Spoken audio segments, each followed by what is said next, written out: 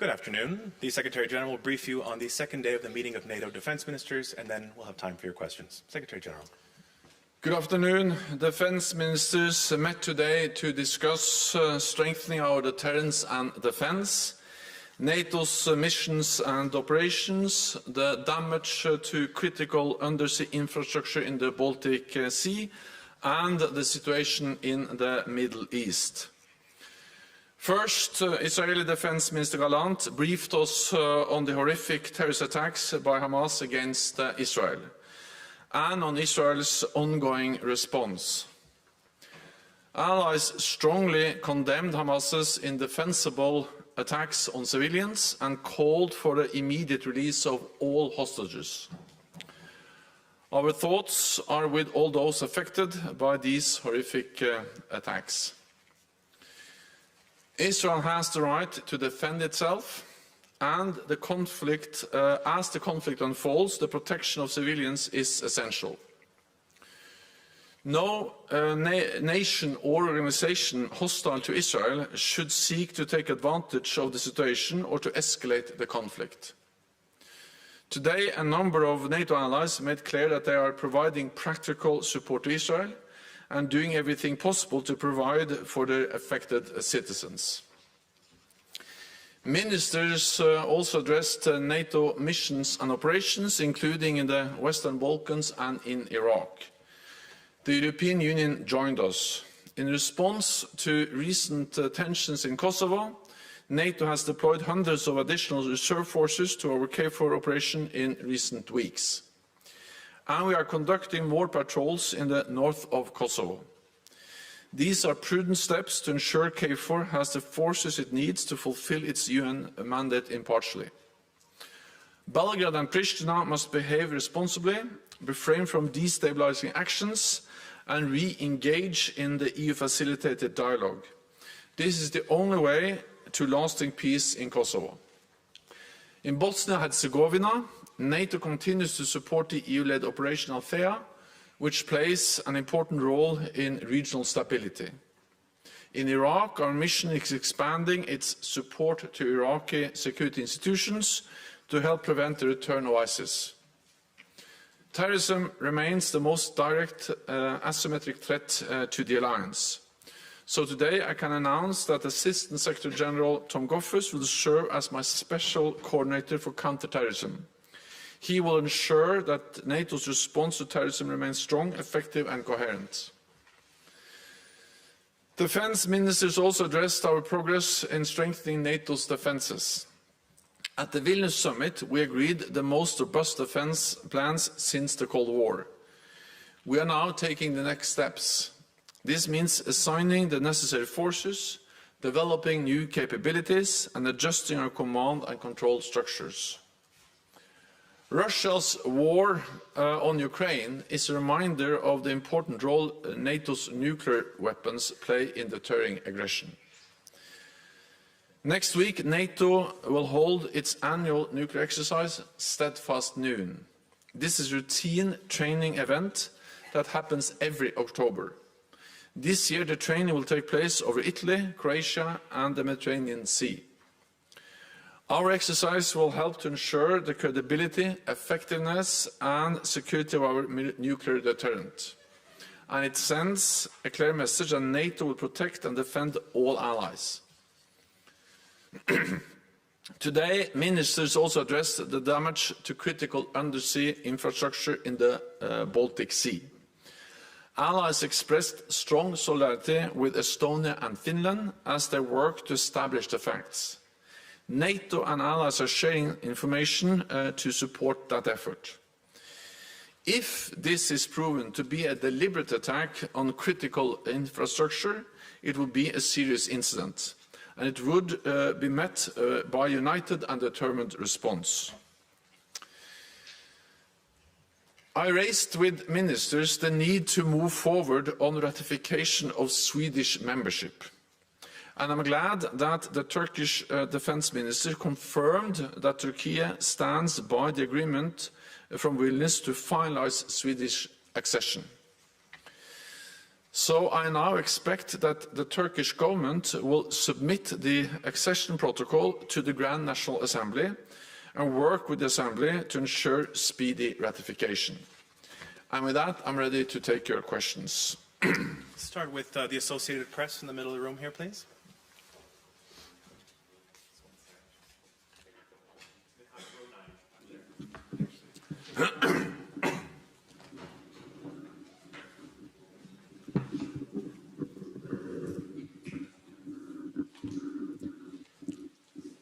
Secretary General, you said, Lorne Cook from the Associated Press, you said in your opening remarks concerning Israel that no nation should try to take advantage. Is there concern among allies that Russia indeed might be trying to use this, and in what way do you fear that it may do that? Thank you. The situation in the Middle East is now very challenging, and of course there is always risk that nations and organizations or organizations hostile to Israel will try to take advantage, and that includes, for instance, organizations like Hezbollah or a country like Iran. So this is a message to countries and organizations hostile to Israel that they should not try to utilize the situation. And the United States have deployed or has deployed more military forces in the region, not least to deter any escalation or prevent any escalation of the situation. Go to the gentleman in the second row here, please, in the front. Thank you, Mikael Holmström, Dagens Nyheter, Sweden. I have two questions on the regional defense plans. How big problem is it that Sweden is not yet an allied nation and cannot be included in the defense plan of Northern Europe? And my second question is, how was this discussed today by the ministers? Thank you. The ministers expressed strong support for speedy ratification of Swedish accession, and they called on those allies who have not yet ratified to do so as quickly as possible, the two allies that are not yet ratified. So that was a very clear message from all those allies that have already ratified, meaning 29 out of the 31 allies. And I also expressed that myself, and I also refer to the agreement in Vilnius, where it was clearly stated that Turkey were going to submit the accession papers and work with the parliament to ensure ratification. Therefore, I welcome that the defense minister of Turkey stated clearly that Turkey stands by the agreement in Vilnius, including the need to ensure ratification. So this will continue to be my message. I spoke recently with President Erdogan, conveyed the same message, and I will continue to convey that message on behalf of all those allies who are calling for a speedy ratification, to ensure that that happens as soon as possible. Then we have to understand that Sweden is already very much integrated into NATO, politically, but also militarily. And of course, even though they're not formally a member and cannot be formally integrated into all our structures, the reality is that they participate in NATO meetings, the military structures, the civilian structures, and of course the fact that we have decided that Sweden has already been invited, has the status as an invitee, also makes it possible to take more and more into account when we do our planning, when we develop our capability targets, also the fact that soon Sweden will also be a member. So, of course, we would like to finalize this as soon as possible, but at the same time, Sweden has come a very long way already on their way to become a full member of the alliance. We'll go to Sky, third row here, please. Thank you. Adam Parsons from Sky News. Secretary General, you said yesterday that Israel's response had to be proportionate. Israel has today cut off all supplies of fuel, electricity and water to Gaza and its civilian population. So I want to ask, is that proportionate? If it is proportionate, where exactly is the limit? And if it is not proportionate, what can NATO do about that?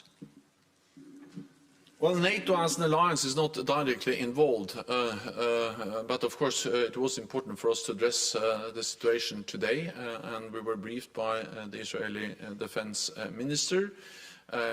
We saw a shocking video, and of course the reports are shocking, and that's also the reason why allies have so strongly condemned these horrific terrorist attacks against civilians in Israel and against Israel.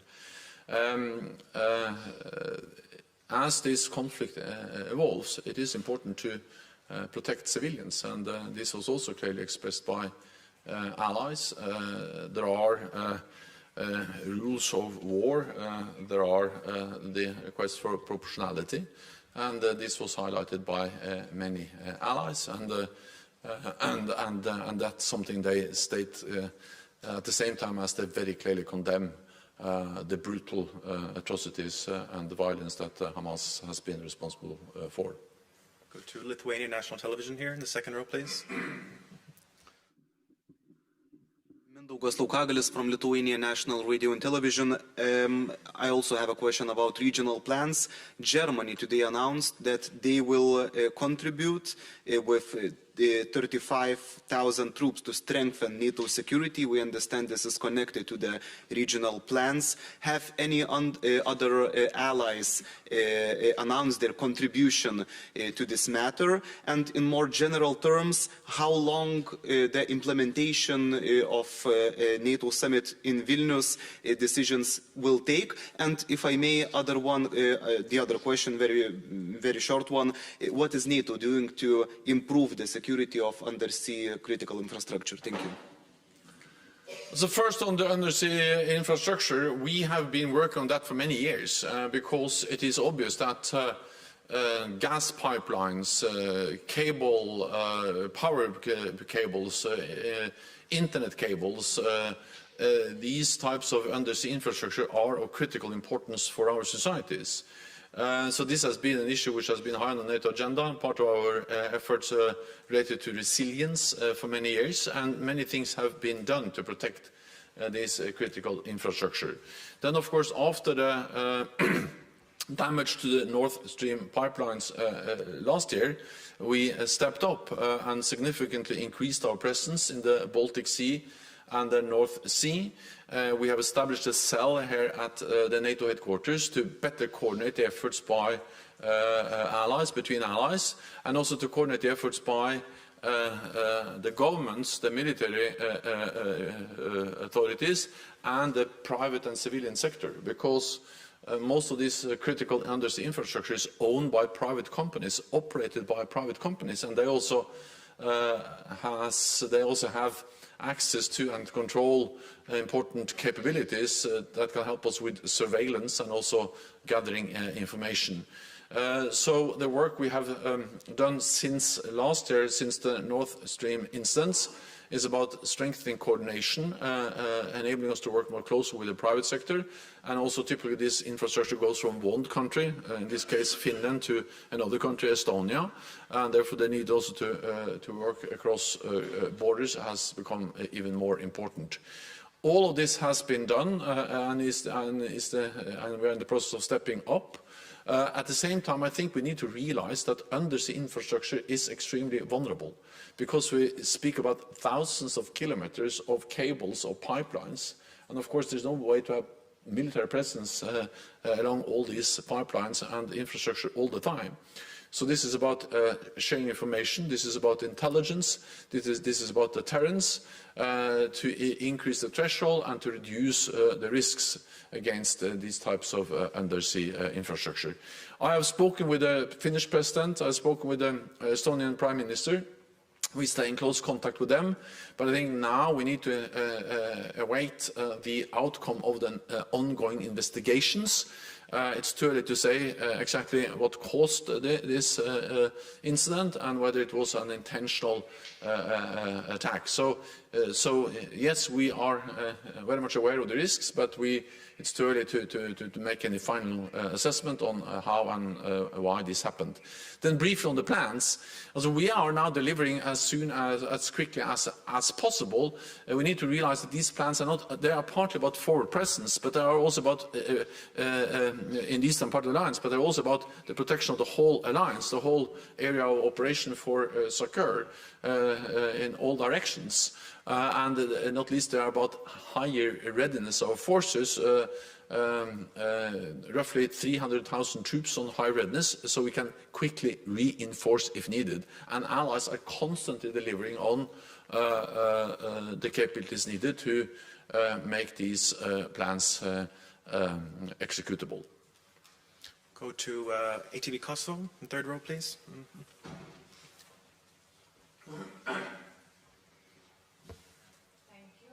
Flaga Vitaku, ATV Kosovo. So I have two questions. The first one, how do you assess the current security situation in Kosovo, and how long will the mandate of NATO's mission KFOR in Kosovo will last? Well, first of all, we have a very clear UN mandate, and of course we continue to follow up on that mandate, and there is no indication that mandate will change. And NATO has a history. We have a responsibility in the Western Balkans in general and in Kosovo in particular, and we take this very seriously. So we have now increased our presence with several hundred troops in Kosovo, with new battalions from Romania, from Bulgaria, and also the United Kingdom has also deployed more forces as part of the NATO presence in Kosovo. So this was one of the main items or issues discussed at the Defence Ministerial meeting. There is a tense and difficult situation. We follow that very carefully. We have increased our presence, especially in the north, and the main message is that both Pristina and Belgrade need to refrain from actions that can further escalate the situation or increase tensions, and refrain from inflammatory rhetoric. And Pristina and Belgrade should engage in the EU-facilitated dialogue.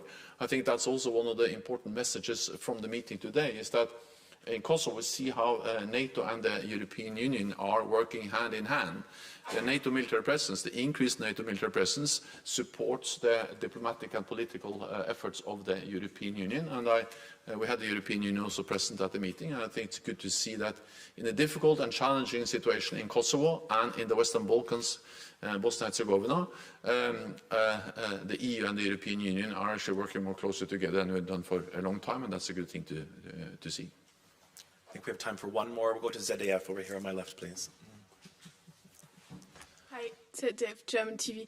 Could you please explain what was shown in the video that the Israeli minister brought, and what was the reaction amongst the ministers?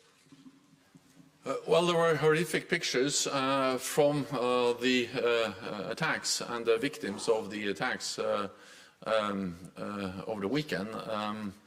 I think it has to be up to the Israelis to decide how much they reveal of those pictures. Some of these pictures have also been actually shown to the broader public. The main message was that it just confirmed the brutality of the attacks, how innocent civilians, young people were killed, and of course it makes a strong impact on all of us when we see the pictures and the video describing the consequences of this horrific attack against Israel. That concludes this press conference. Thank you very much. Thank you so much.